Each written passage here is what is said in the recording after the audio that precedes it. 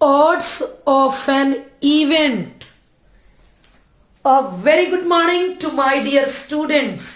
आज हम लोग 15 मिनट का एक छोटा सा टॉपिक पढ़ने जा रहे हैं, odds of an event. ये टॉपिक क्लास 11th का था, लेकिन 12th की बोर्ड परीक्षा में स्टेट बोर्ड पूछते हैं.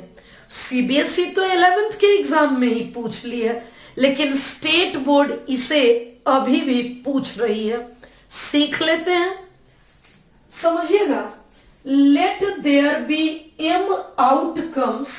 मान लेते हैं कि टोटल एम आउटकम्स है favourable to an event E and N outcomes unfavourable to an event E. फिर से समझाती हूं कि फेवरेबल में एम है, अनफेवरेबल में एन है. अब अगर ऑड्स इन फेवर पूछा गया, अगर फेवर में पूछा गया है, फेवर का मतलब क्या होता है? अगर मैं बोलूंगी कि आज शुक्रवार है, फेवर मीन्स हाँ आज शुक्रवार है. अगेंस्ट का मतलब क्या होता है? अगर मैं बोलूंगी कि पटना बिहार की राजधानी है, सामने वाला कहेगा नो यू आर रॉन्ग.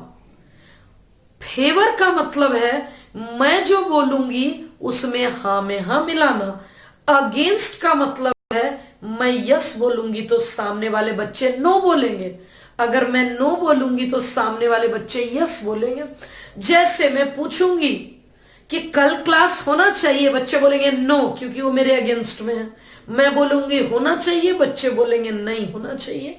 समझिएगा, अगर फेवर पूछा जाएगा, फेवर तो फेवरेबल होता है एम.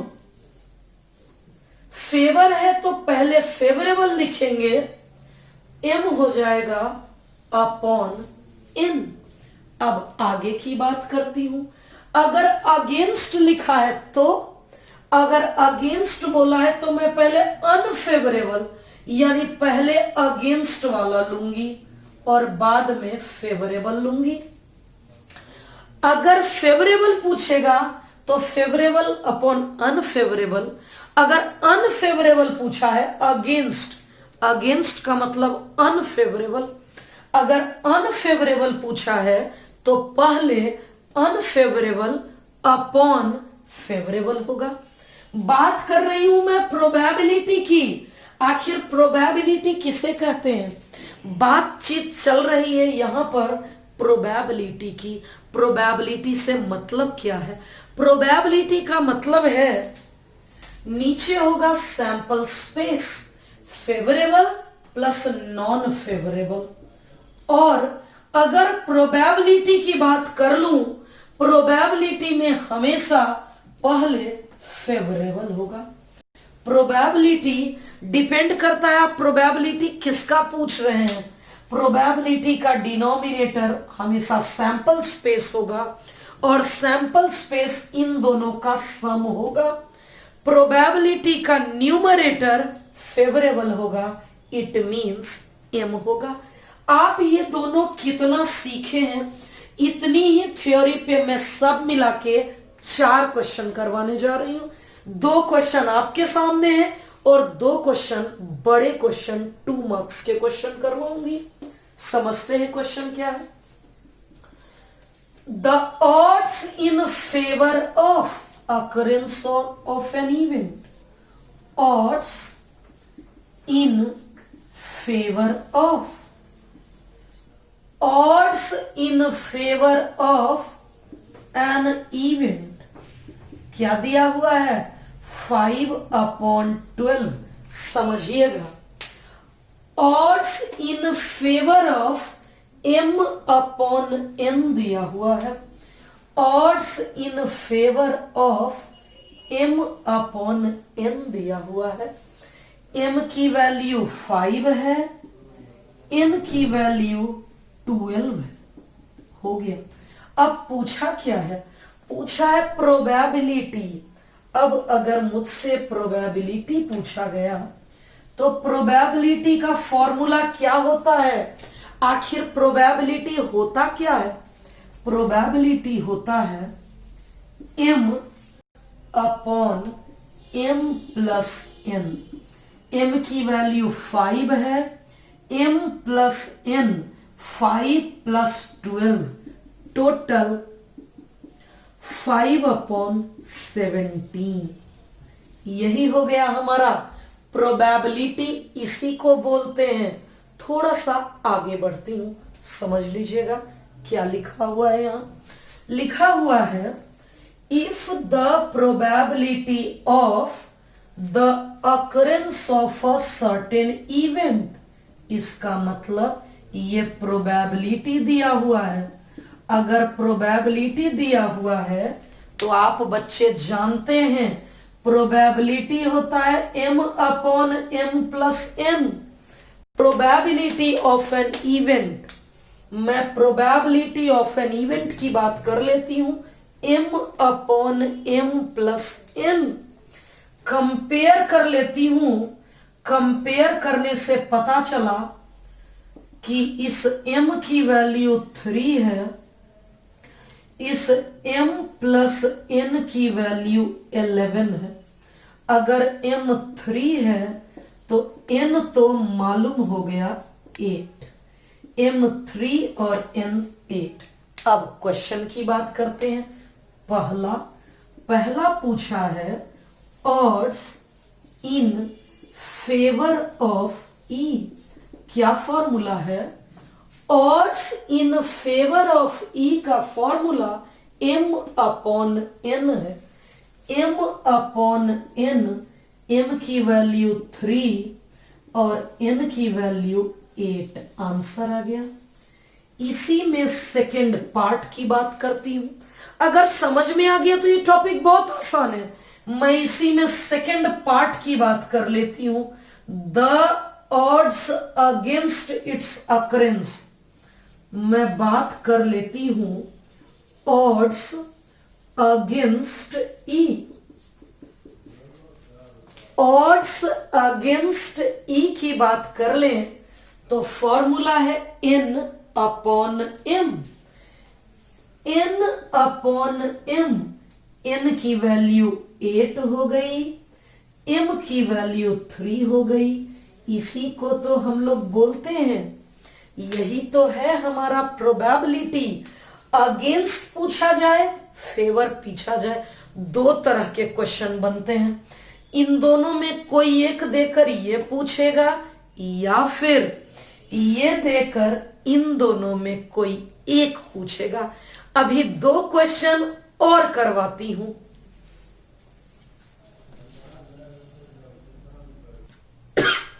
इस टॉपिक के लास्ट 2 क्वेश्चंस, ये 1 मार्क का और ये 2 मार्क्स के क्वेश्चन। 1 मार्क क्वेश्चन बहुत सिंपल है, समझिएगा। लिखा है the probability of an event is 3/7। किसी इवेंट की प्रोबेबिलिटी 3/7 है, मतलब PE 3/7 है। Then odd against the event is. Odd against पूछा है, क्या आपको याद है प्रोबेबिलिटी ये होता है।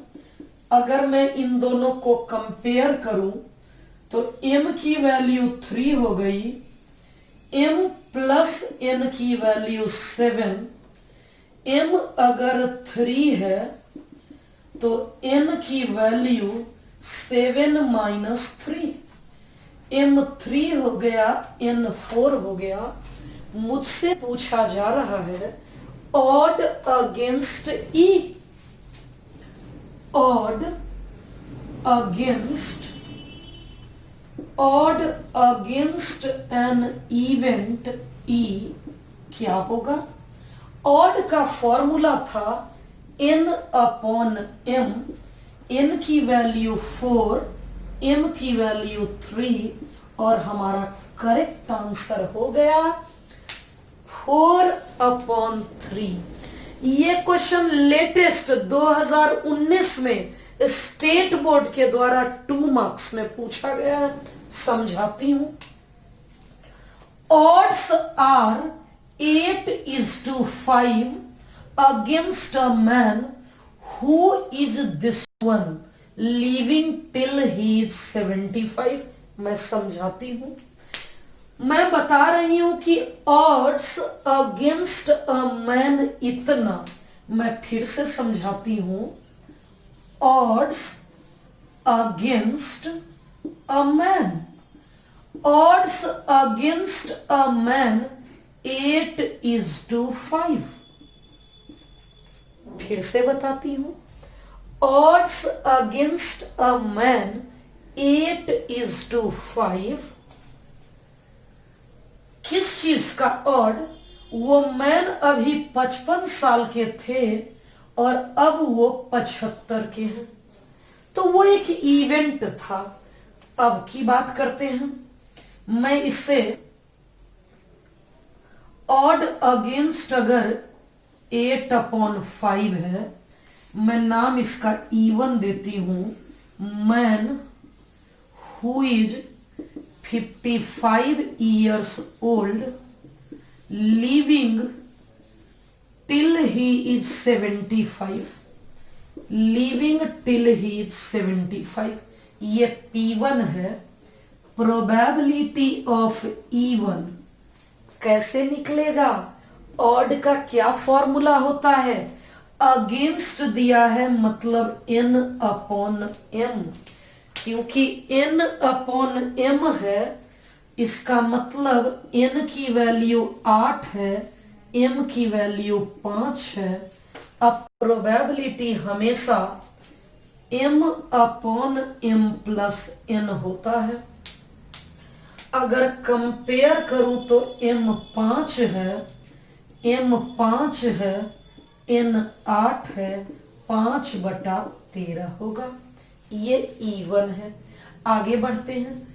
And 4/3 against his wife. फिर से अगेंस्ट का ही दिया है और उनकी वाइफ का दिया हुआ है, तो समझाती हूं। His wife who is 48 years old living till she is 68। अब इसका odds against E2 दिया हुआ है। odds against E2 दिया हुआ है 4/3। फिर से ये अगेंस्ट ही है। अगर अगेंस्ट है मतलब n/m होगा। कंपेयर कर लेती हूं, n की वैल्यू 4, m की वैल्यू 3। अब मैं अगर इसके प्रोबेबिलिटी की बात कर लूं तो m/m+n, m की वैल्यू 3, 3 + 4 3/7। क्वेश्चन क्या है? Find the probability that couple will be alive। couple will be alive का मतलब P1 यानी man will be alive। E1 मतलब man भी alive रहेंगे। and का मतलब into, and उनकी वाइफ भी alive रहेंगी। P1 है 5/13, नीचे नजर आ रहा है। ओके। और P2 3/7 हमारा करेक्ट आंसर हो गया। यह है 5/13, ये 3/7। मैन को भी अलाइव रहना है एंड उनकी वाइफ को भी अलाइव रहना है। क्योंकि दोनों को अलाइव रहना है, इसलिए मेरा करेक्ट आंसर होगा 5 × 3 15, 13 × 7 91, और यही हमारा करेक्ट आंसर हो गया। बच्चे, ऑड से ऑफ एन इवेंट हो गया। आज क्लास 11th की प्रोबेबिलिटी डन हो गई। 11th रिवीजन कर रहे थे हम लोग। अब मैं नेक्स्ट लेक्चर क्लास 12th पहला टॉपिक कंडीशनल प्रोबेबिलिटी स्टार्ट करूंगी। Thank you.